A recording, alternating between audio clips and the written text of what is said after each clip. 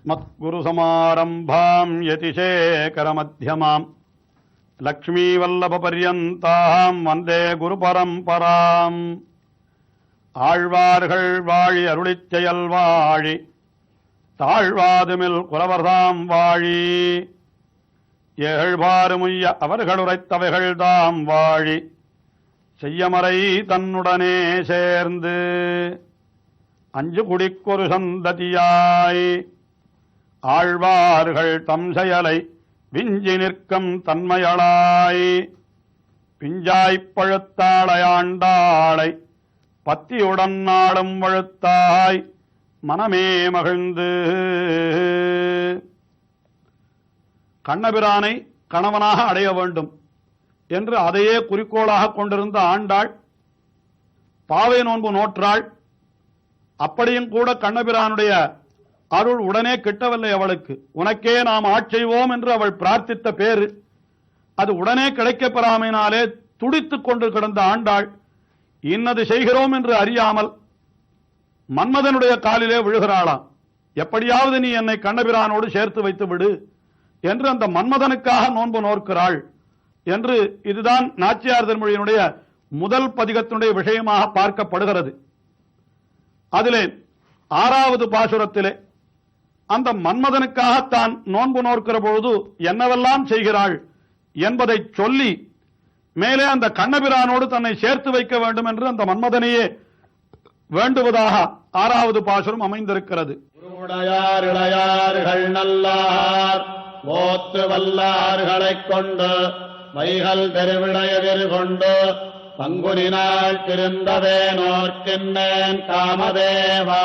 அரைவுட முகில் வண்ணன் காயா வண்ணன் கரைவிடபோல் வண்ணன் கமல வண்ணா திருவுட முகத்தினில் திருக்கண்களால் திருந்தவே நோக்கெனக் கருள் கண்டாய். அந்த மன்மதனுக்காக நோன்பு நோக்க வேண்டும் என்னால் என்னவெல்லாம் செய்ய வேண்டும் என்றால் எம்பெருமானுக்கு என்று நாம் ஒரு விசேஷமாக பூஜை ஏற்பாடு செய்தால் உடனே அந்த எம்பெருமானுடைய புகழை பாடுவதற்காக அந்தணர்களை எல்லாம் வரவழைத்து அவர்களை வேதங்களை முழங்கச் செய்து இன்னும் திவ்ய பிரபந்த பாசுரங்களை எல்லாம் சொல்லச் சொல்லி இப்படியெல்லாம் இந்த எம்பெருமானை நாம் ஆராதிப்போம் அல்லவா. அதேபோல் இந்த மன்மதனையும் தான் ஆராதிப்பதாக ஆண்டாள் தெரிவிக்கின்றாள். என்ன செய்தாளாம் அவள்? உருவுடையார் இளையார்கள் நல்லார் ஓத்து வல்லார்களைக் கொண்டு என்றார். உருவுடையார் இளையார்கள் என்னால் நல்ல உருவுடையார் என்னால் அழகிய தேகத்தை உடையவர்கள், இளையார்கள் என்றால் பருவத்தாலேயும் இளையவர்கள். அப்படி இருக்கிறவர்கள் தான் மன்மதனை ஆராதிப்பதற்கு தகுதியானவர்களாம். ஏனென்றால் அவன் காமக்கடவுள் அல்லவா. ஆக அப்படிப்பட்டவர்களை ஓத்து வல்லார், ஓத்து என்பது ஓதப்படுவது எதுவோ அதற்குத்தான் ஓத்து என்று தமிழிலே பெயர். அப்ப அதுதான் வேதம். ஆக இங்கே சொல்லப்படுகிற வேதம் எதுன்னு கேட்டா அது சாமவேதம் அல்ல, காமவேதம் என்று காட்டுகின்றார் வியாக்கியானத்திலே பெரியவாச்சான் பிள்ளை. அதாவது காமசாஸ்திரத்திலே வல்லவர்களாய், அவர்கள் உருவுடையார்களாய், நல்ல அழகிய வடிவத்தை உடையவர்களாய், நல்ல இளையவர்களாயிருப்பவர்களை கொண்டு இப்படிப்பட்ட காரியங்களை நல்ல காரியங்களை செய்தாளாம் ஆண்டாள். உருவுடையார் இளையார்கள் நல்லார் ஓத்து வல்லார்களைக் கொண்டு வைகள் தெருவிடை எதிர்கொண்டு என்று வைகள் நல்ல விடியற்காலையிலே அந்த தெருவிலே அவனை எதிர்கொண்டு அவனை அழைக்கும் வண்ணமாக இப்படிப்பட்ட அந்த சாஸ்திரங்களை எல்லாம் பாராயணம் பண்ணும்படியாக செய்து என்கிறாள். அதற்கு மேலே என்ன செய்தேன்? பங்குனி நாள் திருந்தவே நோர்க்கின்னேன் காமதேவா என்று பங்குனி மாதம் வரை அந்த நோன்பை நோக்கிறாளாம். ஆஹா, மார்கழியிலே மார்கழி நோன்பு நோற்றாள். அதற்கு பிறகு தையொரு திங்களும் என்று தை மாதத்திலே தொடங்கினாள். இன்னும் அது முடியவில்லை. மாசி முன்னாள் என்று மாசி மாதத்தினுடைய பூர்வ பக்கத்தையும் தெரிவித்தாள். இப்பொழுது பங்குனி நாள் என்று பங்குனி வரை அந்த மன்மதனுக்காகத்தான் நோற்ற நோன்பை தெரிவிக்கின்றாள். பங்குனி நாள் திருந்தவே நோர்க்கின்றேன் காமதேவ. திருந்தவே என்னால் என்ன? நன்றாக ஒரு தவறும் இல்லாமல் உனக்காக எப்படியெல்லாம் செய்ய வேண்டும் என்று சாஸ்திரத்திலே சொல்லப்பட்டிருக்கிறதோ அப்படியே நான் செய்கிறேன் என்று திருந்தவே நோர்க்கின்றேன். நீ என்ன செய்ய வேண்டும்? அந்த எம்பெருமான் இருக்கிறானே கண்ணபிரான், அவன் தன்னுடைய அந்த கமல கண்களாலே என்னை நோக்கும்படி நீ செய்ய வேண்டும், அவ்வளவுதான் என்று சொன்ன உடனே அந்த எம்பெருமானுடைய நினைவு ஆண்டாளுக்கு வருகிறது. அந்த எம்பெருமான் கண்ணபிரான் அவனை வர்ணிக்கிறாள். கருவுடை முகில் வண்ணன், காயா வண்ணன், கருவிளை போல் வண்ணன். என்ன எப்படி சொல்றாரு தெரியுமோ? அவனுடைய நிறம் கரிய திருமேனி, கண்ணன் என்னும் கருந்தெய்வம் என்று மேலே இவளே சொல்ல போகிறாள் அல்லவா? ஆகினாலே அவனை கருவுடை முகில் வண்ணன். அதாவது மேகமானது தண்ணீர் இல்லாமல் இருந்தால் அது வெளுத்து காணப்படும். ஆனால் அது நன்றாக கருக்கொண்டு பூர்ணமாக அந்த மேகத்திலே தண்ணீர் நிறைந்திருந்தால் அது எப்படி இருக்கும் என்றால் மிக கருப்பாக இருக்கும் அல்லவா? அதுபோல கண்ணபிரான் கருவுடை முகில், முகில் போன்ற நிறத்தை உடையவன், அல்லது முகில் போன்ற தன்மை. அது எப்படி தன்னிடத்தில் இருக்கிற தண்ணீரை எல்லாம் வாரி வாரி வழங்கி விடுகிறதோ அதுபோல அருளை வாரி வழங்குபவன் கருவுடை முகில் வண்ணன், காயா வண்ணன். காயாம்பூ என்னால் நீலோத்பலம் என்று சொல்லப்படுகின்ற ஒரு மலரது. அந்த மலரினுடைய நிறத்தை உடையவன். அதே போல கருவிளை போல் வண்ணன் என்னால் கருவிளை என்பதும் ஒரு கரிய நிறத்திலே இருக்கக்கூடிய பூ. அது எம்பெருமான் அந்த நிறத்தை உடையவன்.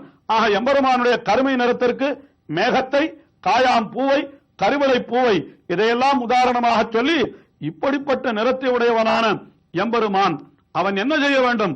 தன்னுடைய கமலவண்ண திருவுடை முகத்தினில், அந்த கமலம் போன்ற அவனுடைய திருமேனிதான் கருப்பாக இருக்கிறதே தவிர அவனுடைய திருமுக மண்டலம், அந்த திருக்கண்கள் அது எப்படி இருக்கிறது என்றால் அது கமலம் போல் இருக்கிறது. அப்படிப்பட்ட கமலவண்ண திருவுடை முகத்தினில் திருக்கண்கள், அந்த திருக்கண்களால் என்னை திருந்தவே நோக்கும்படியாக நீ எனக்கு அருள் கண்டாய். அந்த கண்ணபிரான் என்னை கட்டாட்சிக்கும்படியாக நீ உன்னுடைய இந்த மலர்கணைகளை செலுத்த வேண்டாமா? உனக்காக நான் என்னவெல்லாம் செய்திருக்கிறேன் என்று அந்த மன்மதனை பார்த்து தெரிவித்த ஆண்டாள் அடுத்தபடியாக அடுத்த பாசுரத்திலேயும் அதையே தெரிவிக்கிறாள். 7வது பாசுரத்திலே என்ன காட்டுகிறாள் என்றால், உனக்காக நான் என்னவெல்லாம் செய்து வைத்திருக்கிறேன் பார் என்று காட்டுகிறாளாம். ஆயுடை நெல்லோடு கரும்பமைத்து, கட்டி அரிசி அவலமைத்து, வாயுடை மறையவர் மந்திரத்தால் மன்மதனே உன்ன வணங்குகின்றேன். நலந்தவன் திருவிக்கிரமன் திருக்கைகளால் என்னை தீண்டும் வண்ணம் சாயுட வைரமெந்தட முலையும் தரணியில் தலைப்புகழ் தரக்கித்தியே. மன்மதனே, உனக்காக நான் என்னவெல்லாம் செய்திருக்கிறேன். கண்ணபிரானை பெரியாழ்வார் நீராட அழைக்கின்ற பொழுது அவனுக்கு சொல்லுகின்றார், வா நீ நீராட வருவாயானால் உனக்கு என்னவெல்லாம் கொடுப்பேன். அப்பங்கலந்த சித்துண்டி, அக்காரம் பாலில் கலந்து சொப்பட நான் சுட்டு வைத்தேன் என்று அவர் அழைத்தார். ஆனால் இப்பொழுது இவள் என்ன செய்கிறாள்? என்னால் பெரியாழ்வாருடைய திருக்குமாரியான ஆண்டாள் மன்மதனை அழைக்கிறாள்.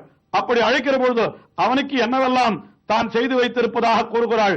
என்னால் காயுடை நெல்லோடு கரும்பமைத்து என்று, காயுடை நெல் என்று நல்ல நெல்லை கொண்டு உனக்கு வேண்டியவற்றை சமைத்து வைத்திருக்கிறேன். உனக்கு பிடித்த கரும்பையும் வைத்திருக்கிறேன். கரும்பமைத்து, கட்டி அரிசி அவலமைத்து என்று நல்ல கட்டியான அரிசியிலே அவளையும் சேர்த்து வெல்லத்தையும் சேர்த்து என்னென்ன உனக்கு பிடிக்குமோ அதையெல்லாம் பண்ணி உனக்கு நைவேத்தியமாக இப்படி படையலிட்டு வைத்திருக்கிறேன்.